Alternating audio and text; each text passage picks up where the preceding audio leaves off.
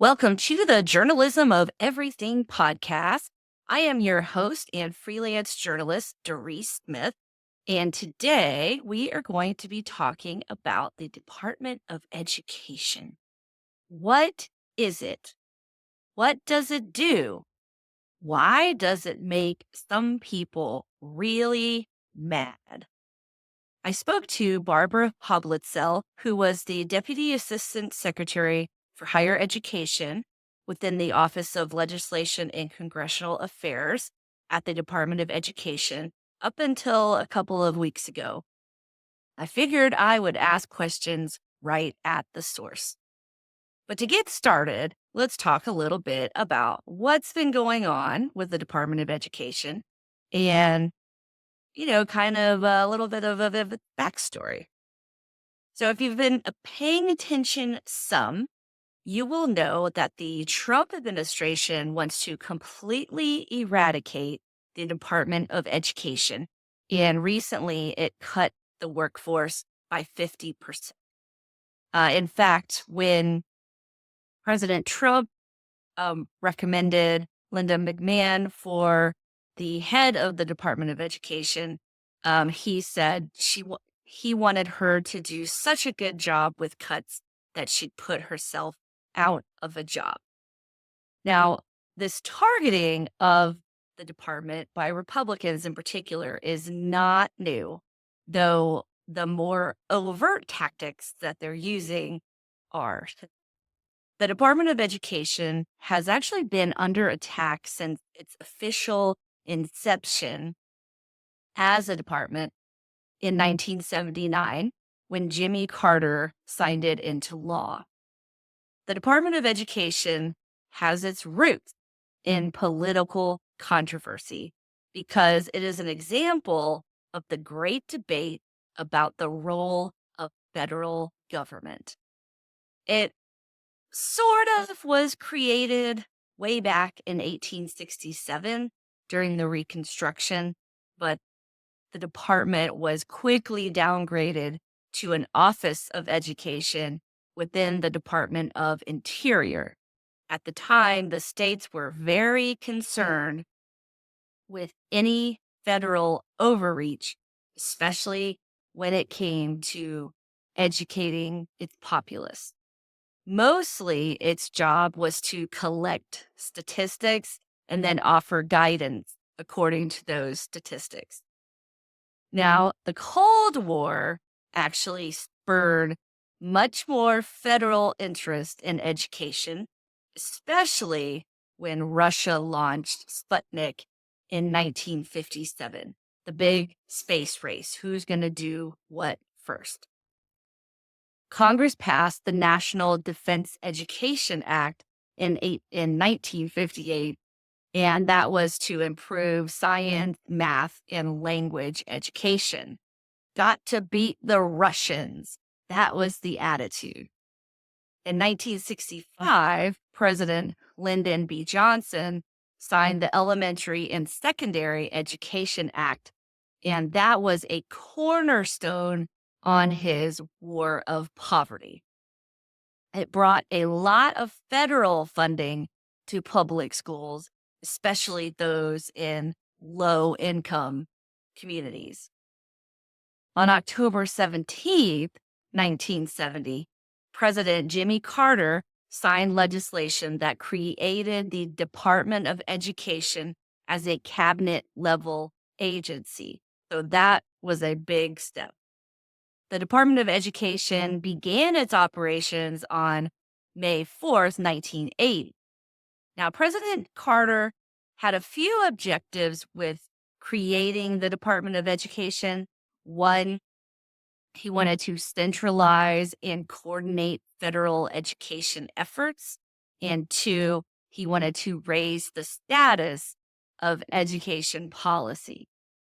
So this act was backed by teachers' unions such as the National Education Association, or the NEA.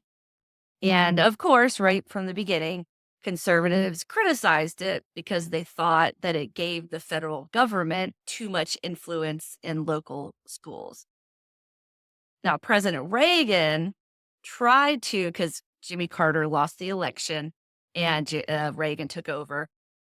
Reagan tried to eliminate the department, but he was unsuccessful. There was not enough bipartisan support for it. In 2001, President George W. Bush, a Republican, signed the No Child Left Behind Act, and that greatly expanded federal oversight through testing and accountability. Now, there's been a lot of criticism of this act in particular, as far as how much it emphasizes testing. So that's a whole other thing we could get into. There's so many components of this. I could do a whole series, but it, but for sure, I know No Child Left Behind has been greatly criticized for that. In 2015, President Obama replaced No Child Left Behind with Every Student Succeeds Act, and this gave more flexibility back to the state. So politicians have been back and forth on the Department of Education for eons, but there are a few main criticisms. And the reason I want to go through the criticisms right now is because later when I talk to Barbara, we're going to talk about what the Department of Education does.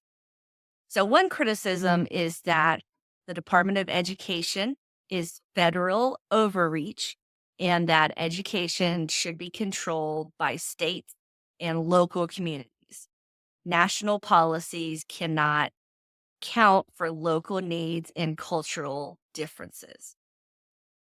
A second criticism is that the department spends billions of dollars yet doesn't produce significant academic improvement. Often federal funds often come with strings attached that burden schools with compliance rather than innovation in education. I see this criticism a lot on social media. That, well, there's a stat out there, well, we were number one in the world, and then the Department of Education was created, and now we're way far below. The problem is I haven't found a lot of substantiation for that stat in particular, but I'm sure there are other measures that could be used, it's complicated. Okay, number 3. National education policies like No Child Left Behind often use standardized tests and rigid metrics that don't reflect real learning or student potential. And this is a common thing in education. I know there's lots of testing, and it certainly doesn't always test the right things, but that is a common complaint that I've seen. All right, a fourth criticism is that the department has exacerbated the student debt crisis and distorted the higher education market. Federal student aid has inflated college tuition, and loan forgiveness programs are mismanaged or are unfair. And I don't think, and Barbara will talk to us a lot about this, I don't think a lot of people realize how much aid is given as far as grants by the Department of Education for higher education. That is something I honestly wasn't aware of. I sort of thought of it as a K through 12 thing. So, so that's interesting.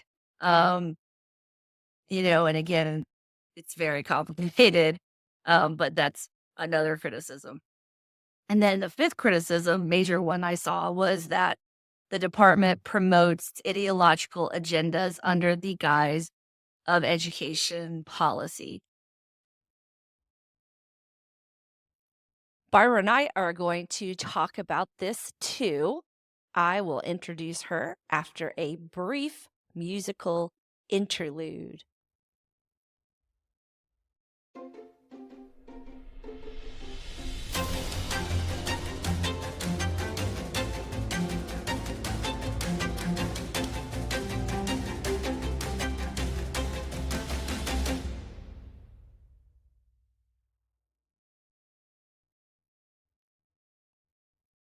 For today's episode, I wanted to go right to the source about what the Department of Education does. It is a hot topic right now, and I wanted to talk to an expert.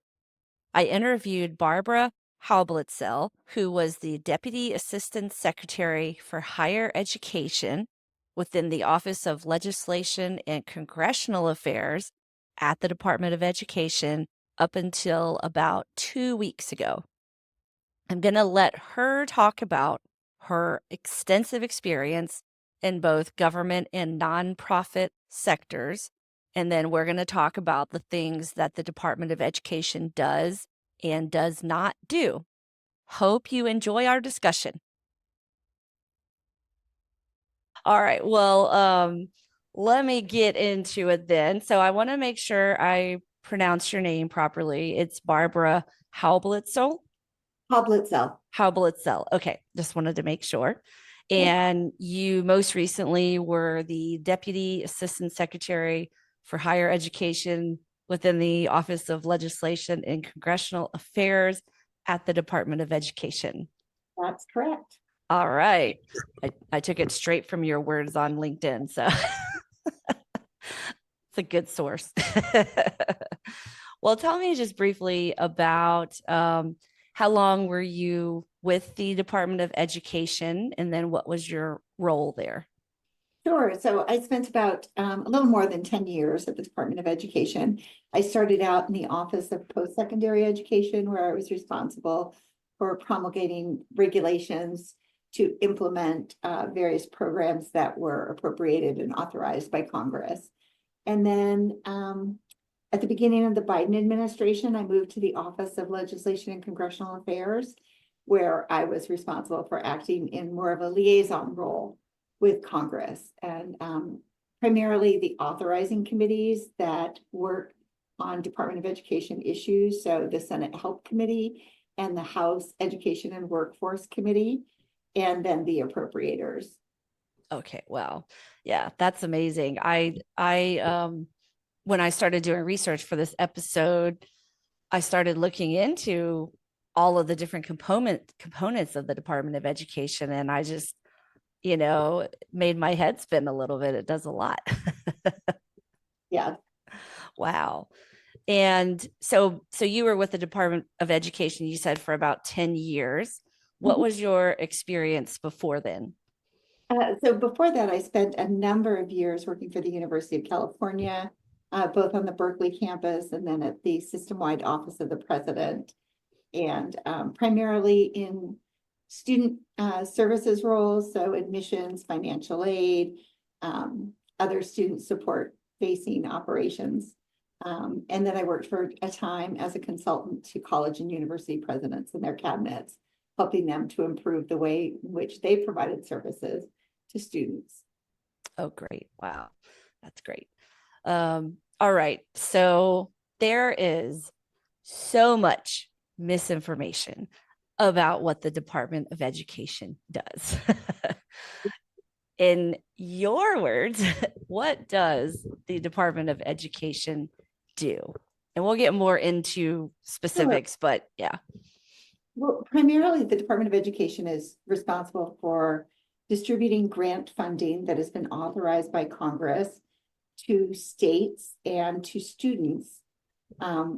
States for K-12 education, students in higher education, so Pell Grants, SEOG grants, things like that, teacher preparation programs.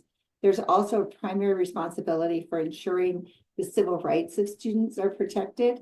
So that's a huge responsibility of the institution, both in terms of ensuring Title VI and Title IX compliance for students. And then there's a regulatory responsibility. So ensuring that various laws are translated into implementing regulations that can be followed by those responsible for those programs. So whether it's regulations for K-12 programs or for students with disabilities or higher education programs. And what is Title VI and well, I know what Title IX is, but Title VI and Title IX, what are those? with discrimination primarily. Okay. So it's discrimination based on race, gender, uh, religious affiliation. Okay, gotcha. Even like disabilities, is that part of that, or is that a different? Piece of it, Okay. although students with disabilities are protected under a number of different provisions, but yes. Okay, gotcha. I have a child with an IEP with a speech delay, a delay that turned into a stutter. Um, and so I didn't realize that was something that's, kind of covered by the Department of Education, that he would be guaranteed that. Yeah. Significant role in supporting basically school districts in terms of ensuring that students with IEPs or other disabilities are provided access and affordability and opportunities to succeed in the classroom. Yeah, gotcha. Yeah, my child is quite extroverted and talkative, and I always say it is just the coolest thing to have a child like that have to also overcome a stutter, but he does great at it.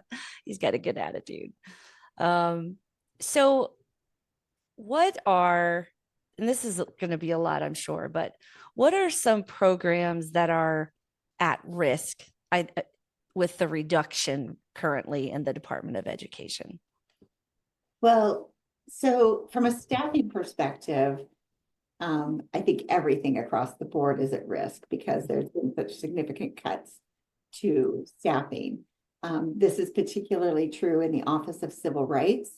The number of civil rights cases per office will increase exponentially, and there was already a significant delay in ensuring that those cases were adjudicated efficiently and effectively. So the reduction in forces there are going to be significant. On the higher education side, of course, everything regarding the provision of federal student aid has the potential to be at risk.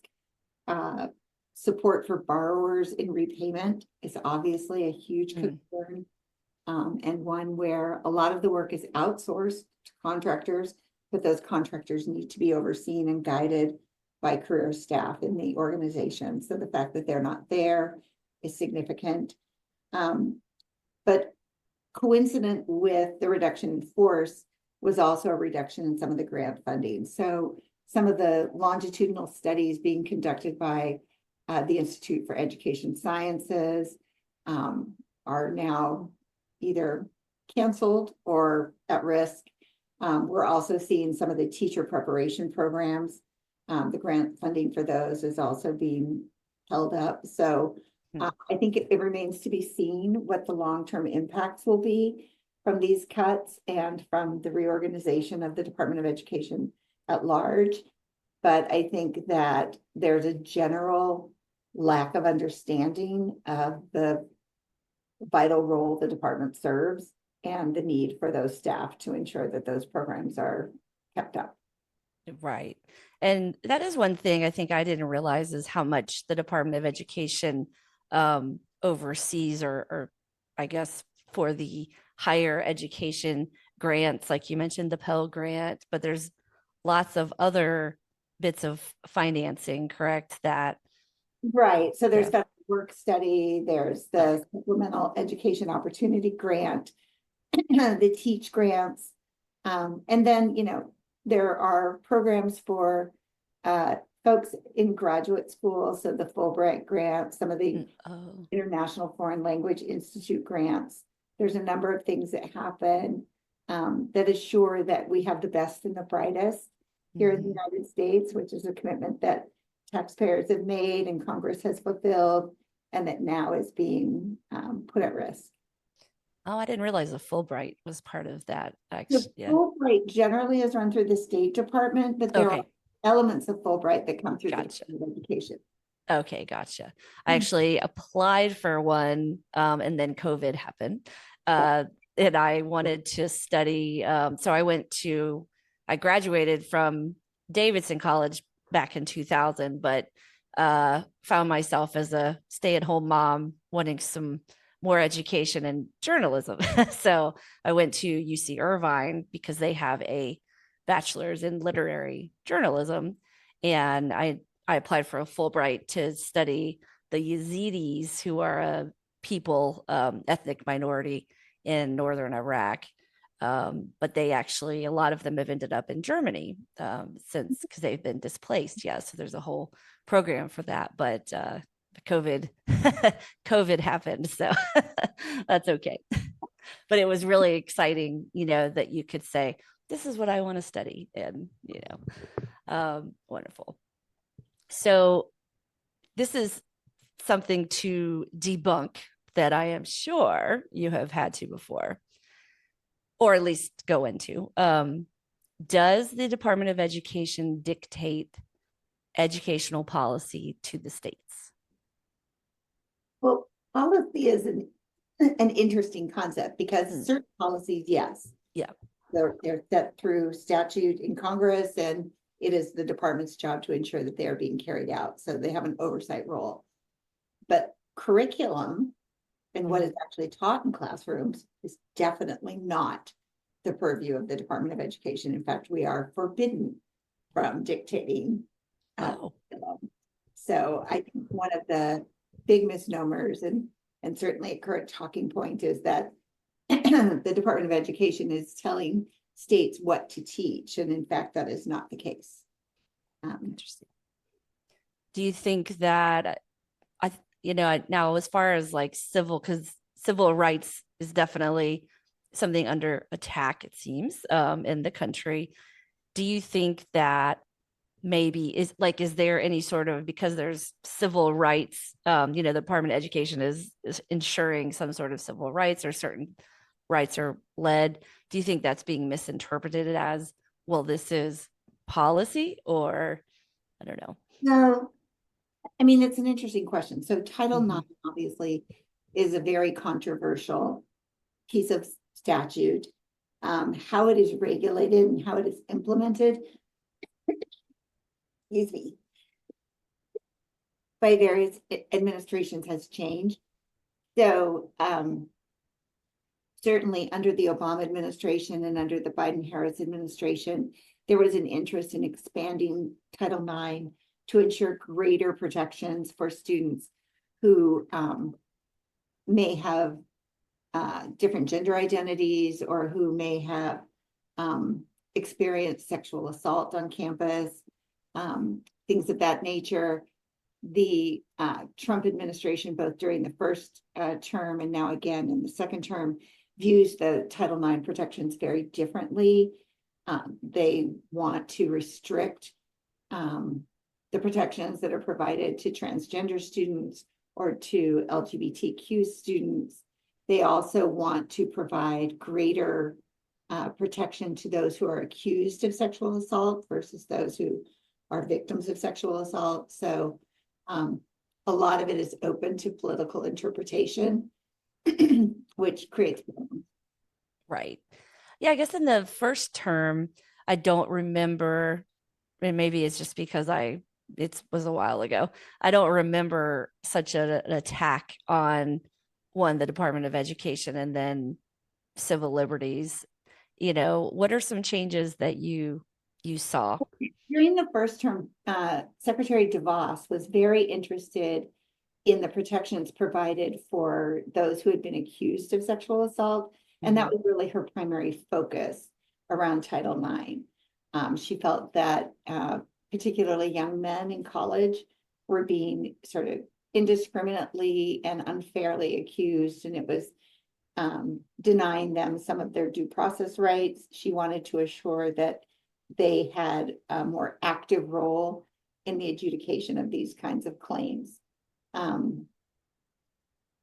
That obviously was highly controversial and at odds with the Violence Against Women Act and some other concerns that were held across the government.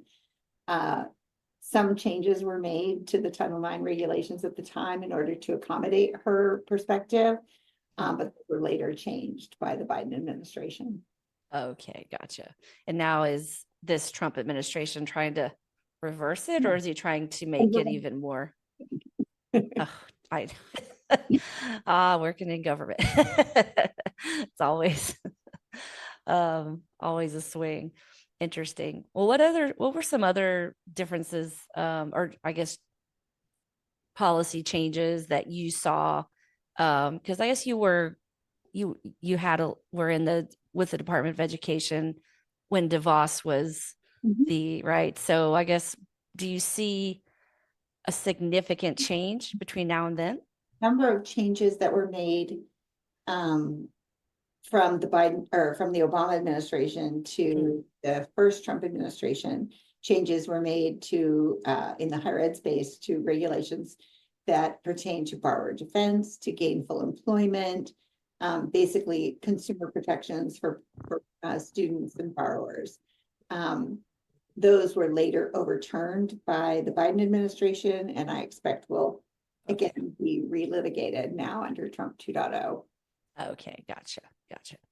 Well, of course, with this last uh, round, or I mean, really, Department of Education was cut by what was it, 50%, the force. Um, what workers are left? Does there seem to be any sort of precision to these firings, like certain parts of the department that are affected, or? So the messaging from the Mm, political leadership is that the determinations regarding the reductions in force were strategic. But when queried, especially by congressional staff, about specifically those uh, massive cuts to the Office of Civil Rights and whether or not the caseload prior to the cuts and the caseload after the cuts were reflective of some kind of a strategic decision, the political leadership was unable to answer that question. So mm, that seems to suggest that perhaps less strategic, right, less well right, informed. They did occur, I think 3 days subsequent to Secretary McMahon's confirmation. So right, perhaps she hadn't been terribly involved in analyzing right. the data to determine who should be cut. A number of staff left through various incentive programs leading up to the reductions in force. So again, I don't think there had been time for the organization to really take stock of who's here, Mm, who's able to take on the work, who's able to do some of these tasks that are so vitally important. And then based on the fact that people left, other people decided to leave because they were like, I can't lead my organization any longer because I don't have adequate staff to do that. And there's a hiring freeze in place. And so right. Yeah, that's true. Yeah.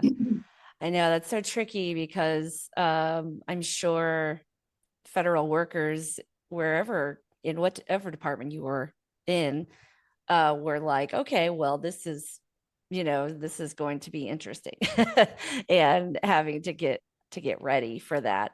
Um, but then just the way it was done seemed very speedy. That makes it difficult to, yes. yeah, to make, to line something up for yourself, after that happens. That's, Yeah.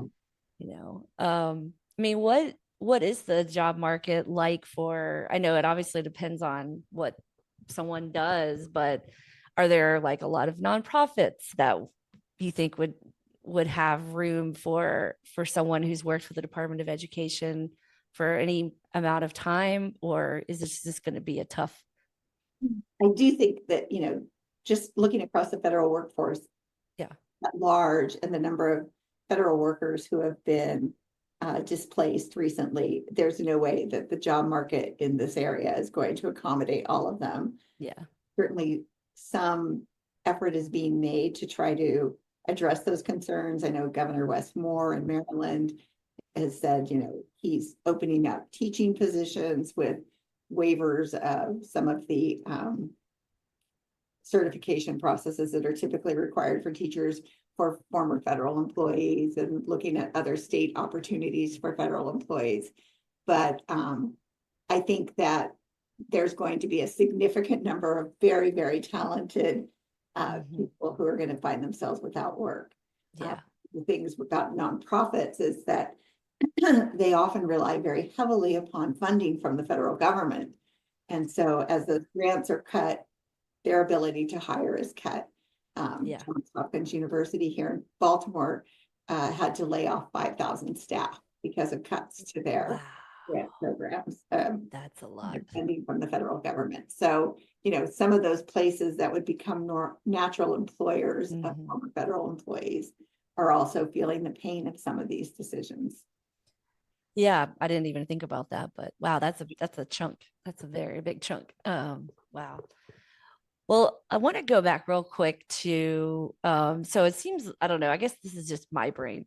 I'm looking at there's kind of like the K-12 responsibility, and then there's the higher education responsibility. And I think a lot of people are probably very concerned with the K through 12 and how that's going to be affected. Now, some states receive a lot more funding than others, in that in particular, K through 12. Like I think I read or this is just the school system, the Detroit public school system, I think takes 45% or something like that of its funding through the Department of Education. Right. So Yeah. probably Title I schools. Yeah. Yeah. Which makes sense, right? Yeah. So let's say that somehow the department is completely cut, which seems to be the goal. I'm not sure the reality, but that seems to be the goal. Executive order, certainly. Yeah. What is going to be the impact on, let's say, the top 10 school districts that, take the most money, or benefit the most from the Department of Education funding? Well, I mean, I think the intention would be that the funding would go in the form of a block grant to the state. But that would then require that they have the mechanism, the staffing, the processes in place to make determinations about how that block grant is then distributed to the various local education entities in their state. And then the other piece of it that would be missing is the oversight and accountability, which currently the Department of Education provides. So you would be asking them to both be the recipient of the fund or the funds, the distributor of the funds, and then the one to audit those funds. So a bit of a conflict of interest there. Yeah. But I think that more than anything, the states lack the resources in order to really administer these programs. And the programs themselves don't include funding for overhead. So they would have to do that funding themselves. Oh, yeah, I didn't think about that. Yeah, I guess that is the political argument that this should be a state's, the states should be determining these things and not the federal government. Certainly, probably a lot more to it than that. But that seems to be the idea. I mean, is that, again, let's say that the Department of Education eventually is eradicated. Do you think that's actually the goal, to put it to the states, or is there, I don't know, is there something else, Yeah, I mean, it's very difficult to try to ascertain. I think there's certainly in the higher education space, I think there is interest in asserting a lot more government control over colleges and universities. I mean, certainly what we've seen with Columbia University and trying to say that certain academic programs should be put in federal receivership. Very unusual, never heard of such a thing. But beginning to try to interfere with sort of academic freedom and, free speech under the guise of protecting against anti-Semitism. So there's a number of things that I think could potentially change the education landscape at large. I think we're going to see, if these changes continue, that it will be harder to recruit and retain quality faculty and staff, researchers. We'll see a decline in the number of Nobel laureates at our universities. We'll see a decline in the number of foreign students who come to the United States to study. And we may see a decrease in the number of US students who continue to enroll in our institutions. They may choose to enroll in institutions elsewhere. So. Right. Yeah. I think as Americans, we do need to realize that there's a lot of very good universities abroad, you know. There, Um, and I mean, one of the things that has always been sort of a hallmark of the US public education system, and certainly our private institutions as well, is the research capabilities. And the federal government has largely deferred research to the universities, and funded a lot of that research. But as funding gets pulled back and those research opportunities are ended, I'm not certain that the federal government is in a position to necessarily replicate those efforts. And so currently we're diminishing the number of federal staff at the NIH and other places. I, We will have a hard time if we shut down research on both ends. yeah, yeah, yeah, that makes sense. I remember, so I was in the Army for 7 years and I deployed to Iraq, which is why I'm interested in that part of the world. And I remember I had an odd job where I worked for the Koreans in the Kurdish part of the country, the northern part. And part of what they were doing, the Koreans were there building hospitals and schools, mostly K through 12, kind of their, to build up that part of the country. So I would go with on these meetings with the ministry, the ministers of education, and they would be talking to the Koreans, and both of them were so proud that they had sent their children to America to study. Yeah. And I just remember being a little shocked, honestly, because South Korea has great education. And, certainly in Iraq at that time, there weren't maybe what you would imagine, but there were plenty of opportunities in the region. And I just was like, wow, oh, wow, really, And so it would be sad to lose that sense of pride, besides all the other, like you mentioned, the research lost and the talent that, Yeah. that we draw and create ourselves, you know. Yeah, that makes me sad, but we'll see. So another sort of thing, and this is again on the K-12 side, um, a lot of people are saying, okay, well, if we give control to the states over, let's say, students with disabilities, their education, some states will just not want to do it at all. Other states will, I think probably California, we feel relatively confident in that. Is that an exaggeration, do you think? Or do you think that's I mean, one of the impetus for forming the Department of Education is that when responsibility for students with disabilities was housed under HHS, or what was then HEW, students with disabilities didn't get as much attention as they deserved. It wasn't a significant a consideration.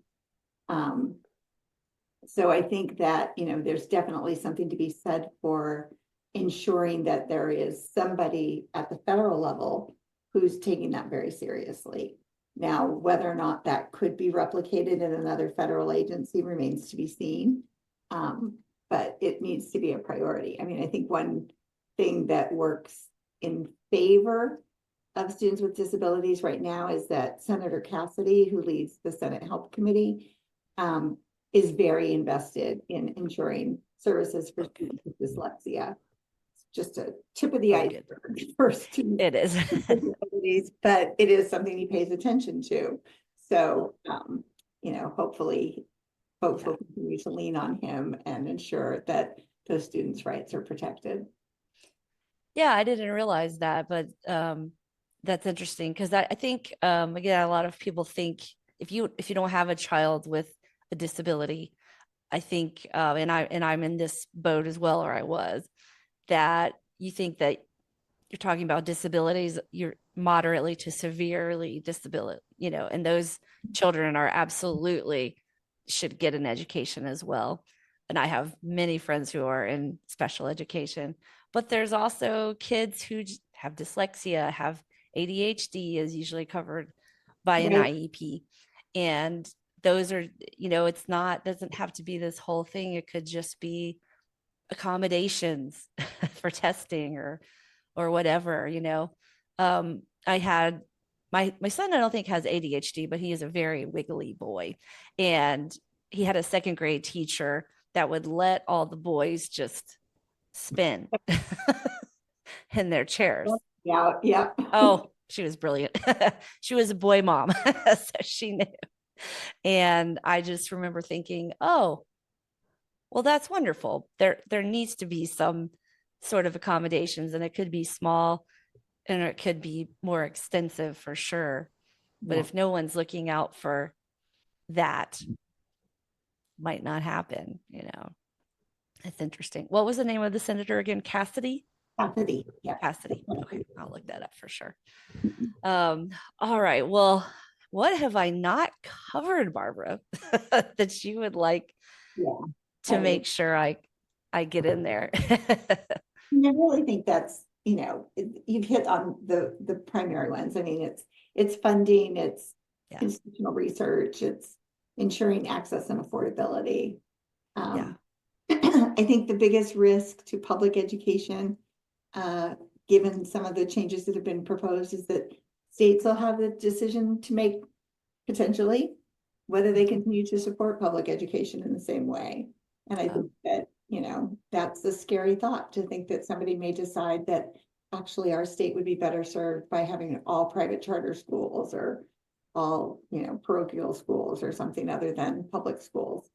And it could happen. Yeah, that's scary, because right now everyone is entitled to an education in this country. But we could see that going away. That's sad. That's very sad. Well, I really appreciate it. Thank you so much for your very intelligent, education on this. And, I'm wishing you the absolute best with whatever you decide to do after this. Thank you so much. Have a good day.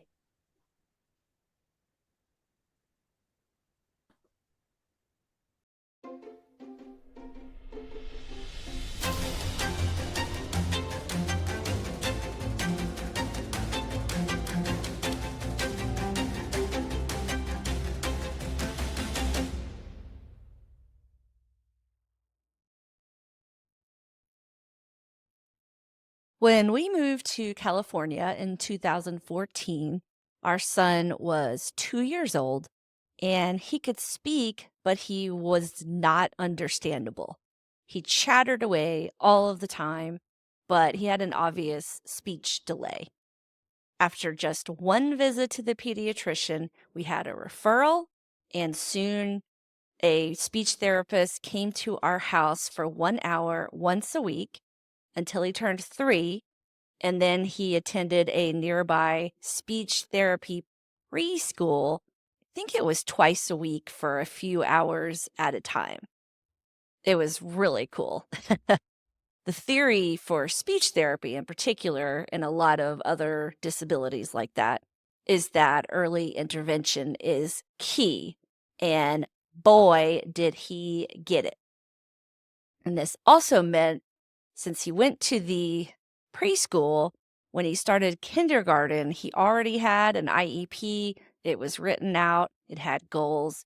And to this day, he still has an IEP, and he gets speech therapy services at school. And he's had it his entire school career. I have a friend who had a son who had some really significant learning disabilities. And for him to receive any kind of IEP or services, she had to go into mama bear mode. And she had to jump through tons of hoops, and it still took months for her to get him something. Every year, she has to continue to fight for him to get what he needs. So why the discrepancy when his disabilities were more severe than my son's? The state. I live in California, which seems to be more proactive with these things, and she lived in North Carolina, which apparently is not. There are lots of arguments for and against the Department of Education, and at the crux of it it seems that the states should have control over their own educational policies. This is a solid conservative idea, but I think there is an issue overall with equity. Let's say that the state of California invests in an education for students with special needs and that the state of Mississippi does not. And when I say special needs, kind of like what I talked about with Barbara, that doesn't mean you have a moderate to severe, um, disability of some sort, although that's also very important. But I think what people don't realize is that ADHD, which is a pretty common childhood disorder, is considered, a disability that can receive services in school. Dyslexia, just there's a lot of things that are covered under that. So these children will grow up to be adults, and one set will have more opportunities than the other just because of where they lived in our supposedly United States of America. This would be one thing if each state was not part of a union and, in fact, was its own country, but that's not the case. We are much farther away in time and conditions from the United States, where states' rights was an integral argument. We have a much larger population.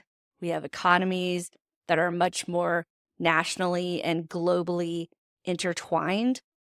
And I mean, I think we should be united in at least a basic level of human rights. And why would education not be part of that? Now, I've heard a few arguments that say that some of the things that the Department of Education oversees or facilitates will just be transferred to other departments, which would be good. But really, what is the plan? I think there should be a transparent plan before everything just gets axed. Honestly, for me, not having a plan to get my son to his baseball game makes me nervous, or a plan for a weekend trip makes me nervous. I don't like not having a plan for my next podcast episode. That makes me nervous. So, not having a plan for some of the things that are currently handled for the Department of Education makes me very nervous. And as voters and taxpayers, citizens, and residents of the United States, no matter who we voted for or where we stand on the political scale, we are entitled to know about these plans. So, what is the plan? Thank you for listening to the Journalism of Everything podcast. I am your host, Darisse Smith, a freelance journalist with an unquenchable curiosity for everything. If you were absolutely wowed by this episode and or others, please subscribe. If not, subscribe anyway. And what is wrong with you? I'm on Facebook, Instagram, Blue Sky, and YouTube, and I have a website, journalismofeverythingpodcast.com. This has been the Journalism of Everything podcast. The best thing you can do is stay informed.